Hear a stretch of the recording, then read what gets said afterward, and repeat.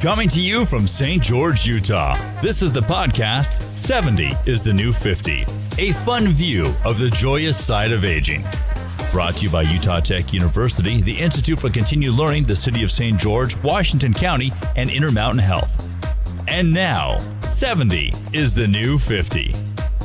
Welcome to 70 is the New 50. We are part of the Live Long, Live Live, Well initiative. I'm your host, Wendy King, and I'm joined today by my co-host, Jan Graham, and two accomplished guests, Celia Bertoya and Daphne Schroth.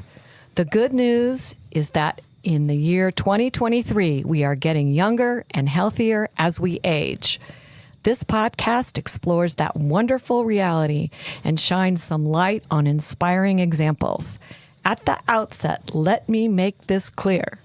Aging is not a negative. It is a victory. We are proud of our age and, more importantly, what we do at our age. I am thrilled to be in the 70th year and counting.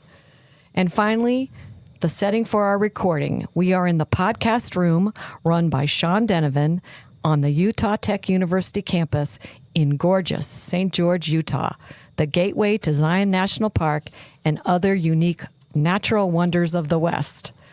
Our topic today is seniors in serious competition for better well-being. Just a bit about me. I'm a retired executive and currently a competitive athlete in the Huntsman Senior Games and a volunteer heading up the marketing effort of the Institute for Continued Learning at Utah Tech University, where we have over 70 courses and a fantastic community, 800 strong, of those of us who are 50 and better. This is where I met our fabulous guests today. Jan, could you chime in here as co-host and tell us briefly a little bit about yourself and why you started the podcast and a little bit about activity you participate in? Happy to, Wendy, and it's great to be here with you today. I'm a retired lawyer from Salt Lake City. My husband and I retired and came to St. George about 10 years ago, and of course I fell in love with Red Rock and pickleball. So also the learning opportunities here have been amazing. And I created the podcast, started the podcast basically nudged on by my son, Will, who is, among many other things, a podcast host and creator himself in Los Angeles and New York. And I was inspired by a podcast called 70 over 70, which shines the light on people who are aging and staying active and engaged. And so I'm delighted to be working here with you today, Wendy. Great. Well, let's hear from our guests today a little bit about themselves and maybe a little bit about your background and what activities you participate in. So let's start with you, Celia. Okay. Well, thank you, Wendy, for having me, first of all. I grew up in Pennsylvania and lived all over the West in Colorado and Montana.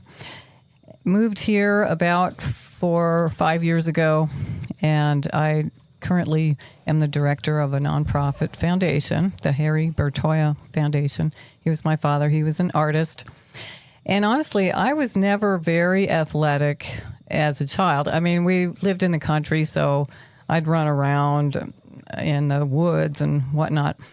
But in sports in high school, I was a cheerleader, which, as you probably know, is more social than athletic. But I did start running in my late 20s, and that's been a lifelong love for me. I also discovered pickleball when I came down here, which is so much fun. And I do a little of everything: hiking, trail running, road running, yoga. We all do. We live in this beautiful spot and take advantage of it. Well, great. Daphne, what about you?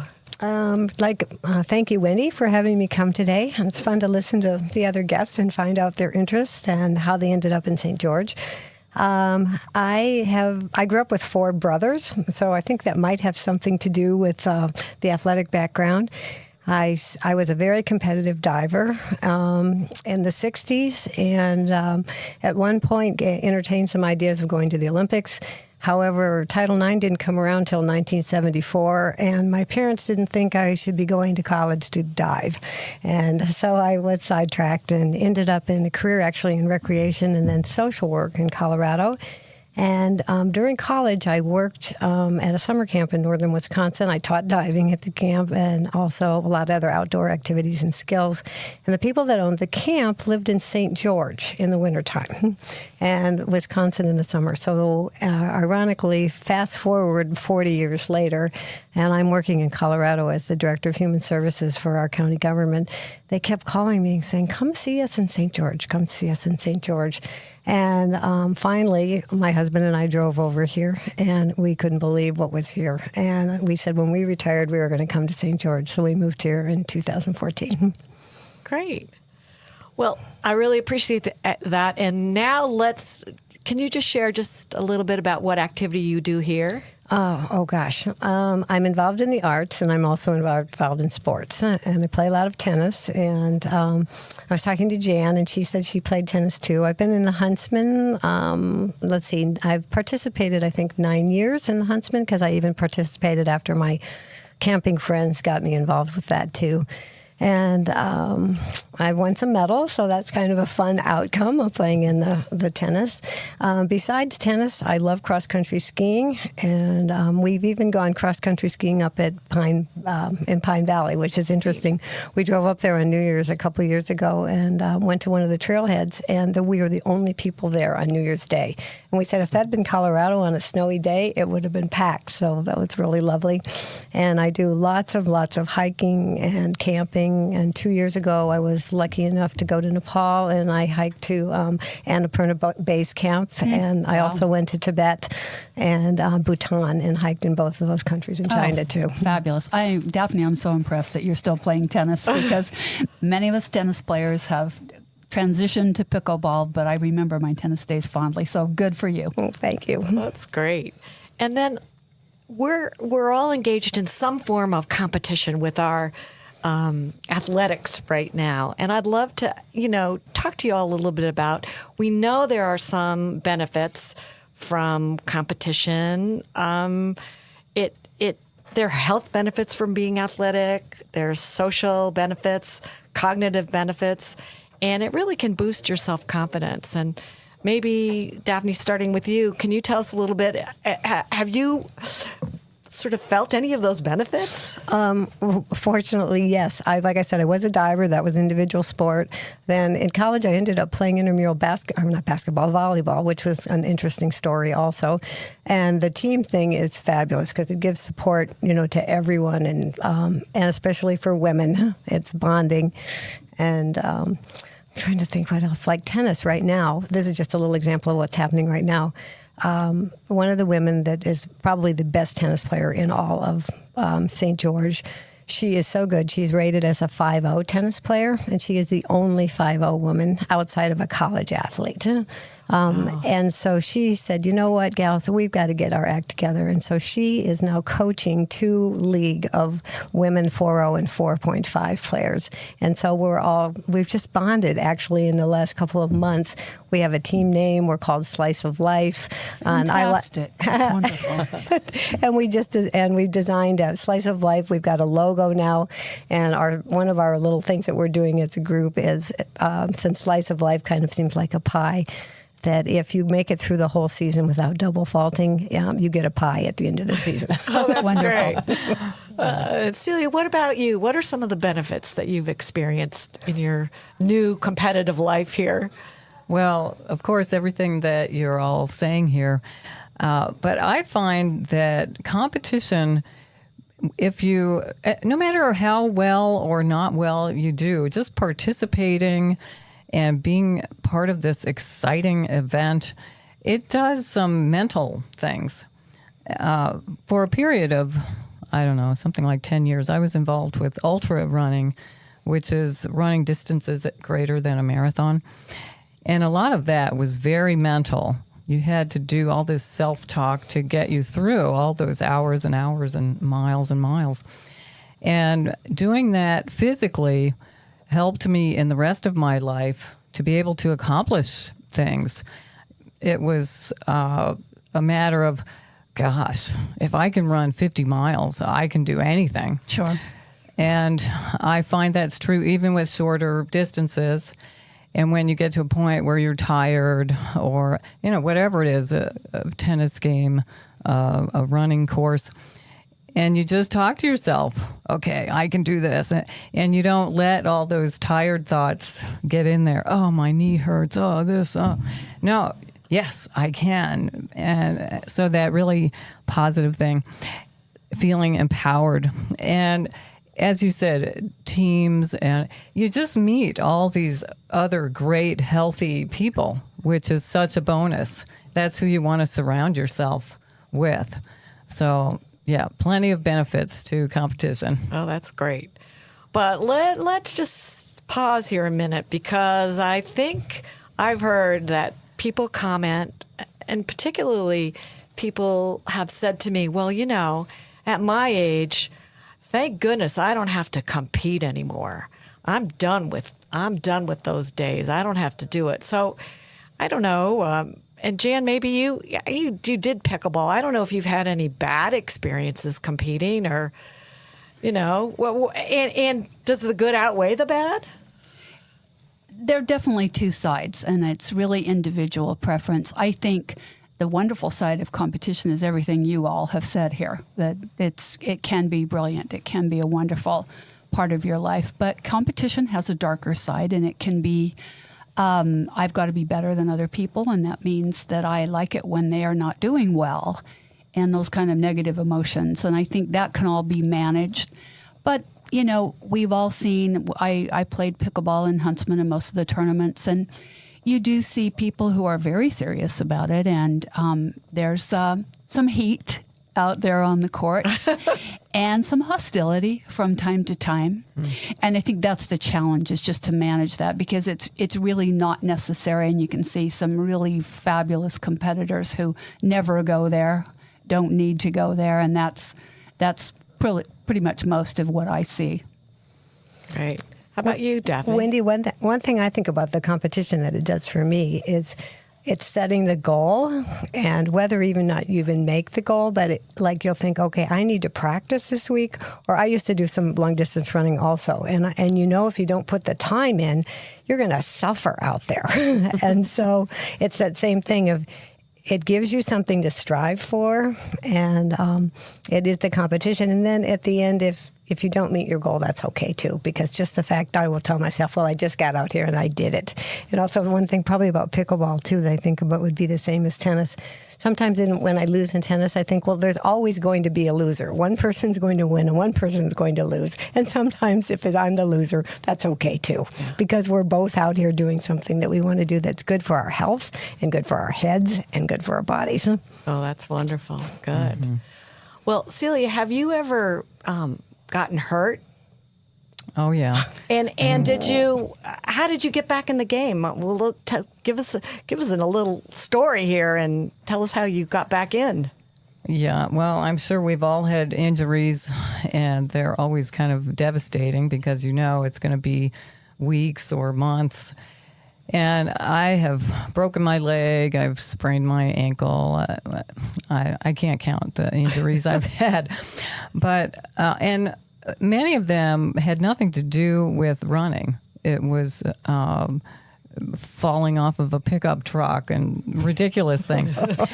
So once you're injured, then it's sort of this long process, and you get over the immediate disappointment and shock and realize, okay, this is a different reality now. So if it's something serious like a break, well, you have to take a break in your life too.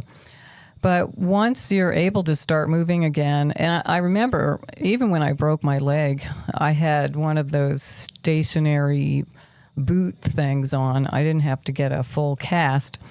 So I could start stationary biking pretty quickly, within a few weeks, if I remember. So that sort of kept my fitness level up.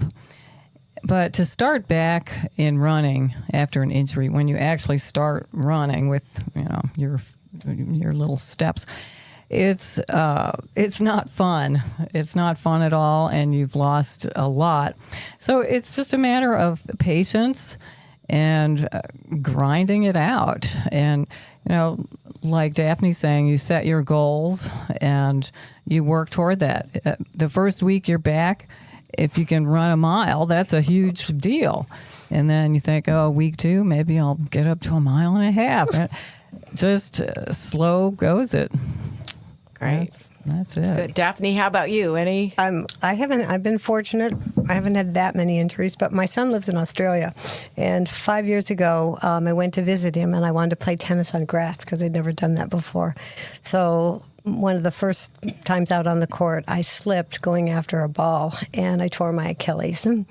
So I was off tennis for 6 months. Oh, yeah. wow. I didn't have surgery. The recommendation was they can stitch you together, but often the tendon goes like this or like this, like a zipper. When you're stitched together, it might go rip the other way. And they said if you go in a boot like you had for 4 to 6 months, it will come back together, and it did. So it's hard to be off. Mm-hmm. I will agree with that. But then you have to come back with baby steps. And actually, I only really played singles tennis before that happened. And then they said, and then I was better in May, and then they said you can play doubles all summer and then go back to singles. But I'm more of a doubles player now than I'm a singles, so that was a change. Well, that's great. Wendy, I'd like to add something that I think would be a benefit to all women our age. And at one point, I went to get all my physical exams, and they said I had osteopenia. And I was bummed out because I'm doing all this weight-bearing exercise, which is what they say the biggest bonus is that you won't get weak or brittle bones. So I asked my husband, who's very athletic and very knowledgeable, and he listens to athletic podcasts all day long, and he suggested to take weights. In my case, it was 30 pounds in each hand, and simply walk around the house for a few minutes. And 30 pounds, so 60 pounds total, that's about my max. I mean, I can barely pick the things up. But I walk around the house for a few minutes, if you're watching a movie, whatever, and then try to lift them up, mostly just having them down and walking for 3 to 5 minutes. And I did that religiously for a month or 2, and then I went back and got my bones tested again, and I was back in the normal range. Wow. So I actually improved my bone density by doing that. So I recommend it to everyone. Brilliant. Whatever your maximum. For a smaller person, it might be just 10 pounds in each hand, whatever. Great. Love that. We need tips, right? We all need tips. Yeah. Well, that leads me to a question. How would someone that has never competed before, or been in a structured, competitive venue, how would you suggest they get started? I mean, clearly all of us have, one good tip, of course, is if you're from the St. George area, is to think about what event you could participate in the Huntsman Senior Games. And those games happen, in October? And I know registration starts March 1st. So there's one tip. But do you have tips for people how to just get started? Well, I think the first obvious one is to hook up with a group who's doing what you are doing. And there will be beginners and intermediates and experts, and everybody will have a tip. Now, if you can hook up with a partner, I think that's the very best, because that partner, you'll be accountable to that partner. If you say, I'm going to meet you here on this day and we're going to do this, well, you better meet them there. And to have someone to pair up with, and they'll give you the tips. With running, and I'm sure with any sport, you just start slow and gradually build up. And you don't even worry about technique or form in the beginning. You just try to do it. And slowly, as you get more comfortable with your activity, then you can start to build skills. So it's Right. simple. What about you, Daphne? Well, Celia, I'm on the same page as you exactly. I was going to say get a mentor, get somebody right off the bat, and joining a group is also the other really good thing. And also, in a lot of sports, they have, and Huntsman does this too for tennis. I don't know. I think maybe you'll have to tell me, Dan, if they do it for pickleball. But they have like a novice category and then an experience category. So you can encourage people to come try the novice category because it's not threatening at all. And I think if people can get a chance to have some success where people at the same skill levels, they'll be encouraged to continue. I think you get in trouble. This is probably classic when when a good skier takes a poor skier skiing and they don't put them in a lesson, they're never going to go skiing again. Right. Because you need to, start at the level that you belong in. So I love the group idea, and I love the idea of having a pal or a mentor. And Jan, what you're doing pickleball? What do you know about any opportunities here in St. George or around the country for people that do pickleball or want to learn about it? St. George is a mecca of pickleball. It truly is. People come here literally from all over the world to play, and there are so many courts. There's a 24-court facility at Little Valley. I understand there's another one being built, and there are places to play all over. It's an easy entry sport. You literally show up to the courts. They're public courts, with a paddle or not, because everybody out there's got extra paddles, and just start playing. It's a very welcoming, very social sport. And Huntsman, most of the tournaments are organized with rankings of players similar to tennis, so 2.5 to 5.0.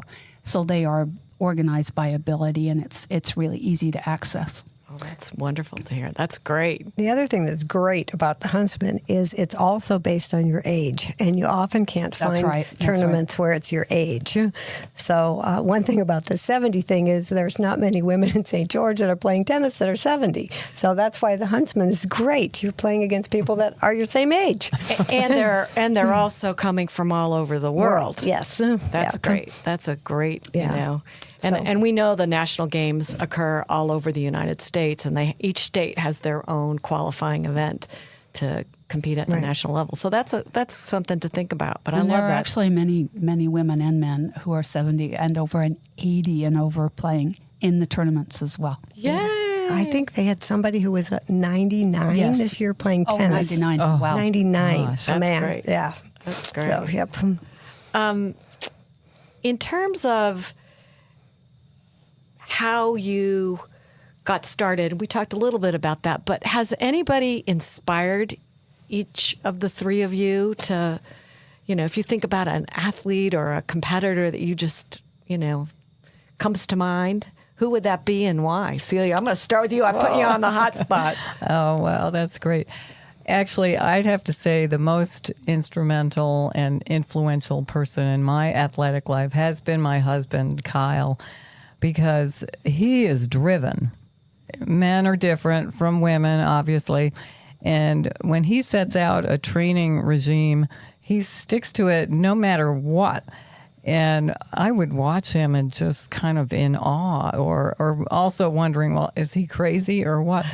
But he helped me a lot in putting together training regiments. And his determination rubbed off on me. And yeah, he's really been inspiring. And of course, when you watch the pros, when you watch the Olympics or the top level athletes, that's always incredibly inspiring. Great. How about you, Daphne? I never really ever thought about this. And I actually think I'm a very social person. And I think the group thing might be part of it. That I had friends that were, doing different sports or activities. So I wanted to get involved because of that. My father was actually an outstanding tennis player. And I have 4 brothers. And my dad never taught any of us how to play tennis. And that was his deal, and he played tennis, and we all did our own sports. But then when my dad was a senior citizen, he was the one that was saying, well, you should probably start playing tennis, which I didn't really do until I was like 50 years old. And I actually played in a tennis tournament with my dad, too, later on in life. How cool. That's great. But I think the social aspect of the sports, even running. I was in a Wild Older Women with our running group, WOW, and that was the name of our running group when we were 30. When you were 30, yes. Oh, that's wonderful. And we're still buddies and friends. We still do things together. Oh, cool. Well, good. Well, I want to just take just a moment and talk a little bit about the research and some of the things that I've learned getting ready for this segment. And one was that athletic seniors measure a fitness age 25 years younger. Woo-hoo. Oh, my. Competitive activities make for great conversation and provide shared experiences and solidify friendships. And, that's one thing I've noticed. I don't know for the rest of you, but haven't you been in situations where people can only talk about their maladies? Oh, right? Oh. Well, we have something else we can talk about. We also know that competition and athletics challenge your brain, and it challenges you to do and learn more, and that creates neuroplasticity. And I'm like, I'm going for that neuroplasticity. Also, I think it's important to think about this just for a minute. You can get high on winning and achieving your best. Sometimes I think we think there's something wrong with that. I don't think so. I think it's great to get high on having these experiences. And also, I think we get immense benefits from tangible proof that we can still work hard to accomplish goals and overcome hurdles. Do you all agree with that? Very true. Oh, yes. Very true. Yep. I don't know, just, in closing, has your athletic or your competitions helped you overcome a hurdle? Yes, and I'm just going to share this real quick Christmas story. We had at Christmas, we decided, I have two grandsons. They're both one's a hockey player, one's a Nordic skier. And someone said, okay, we're going to do a 3-minute plank. Let's have a contest who can do 3-minute plank. So Grandma and the Nordic skier won the 3-minute plank. Yeah, I love that. So it's just that fun part of being able to engage with, your 15-year-old grandson. Fantastic. Oh, that's great. Yeah. Well, good. And I'd like to close this session, I think, with just a quote, and if you'll all indulge me. Mm-hmm. Live daringly, boldly, fearlessly. Taste the relish to be found in competition, in having put forth the best within you. That's from Henry J. Kaiser. Excellent. Good. Well, ladies, that's a wrap today.